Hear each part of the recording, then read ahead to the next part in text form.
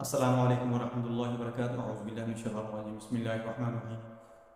मैं हूं डॉक्टर हफीज़ दुस्तरंजन। आज मैं आपको बताऊंगा कि जो ग़िज़ाएँ हैं, जो खुराक आप खा के मोटा हो सकते हैं, आपका वज़न बढ़ सकता है, उनके मुताबिक बताऊंगा।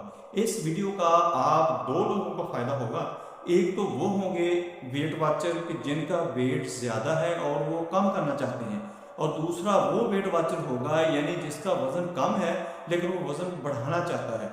लेकिन इसमें आपने सबसे पहले ये ख्याल करना है कि अपनी HbA1c चेक करवाएं कि आपको शुगर तो नहीं है, या TSH चेक करवाएं, और इस किस्म के टेस्ट करवा के अपना पहले तिब्बी मुआयना अच्छी तरह करवा लें कि आपको कोई खुदा न खासा ऐसी बीमारी तो नहीं है जिसके अंदर आपका वेट लॉस हो रहा है या आपका वेट बढ़ रहा है, वेट गेन हो रहा है उस बीमारी की वजह से।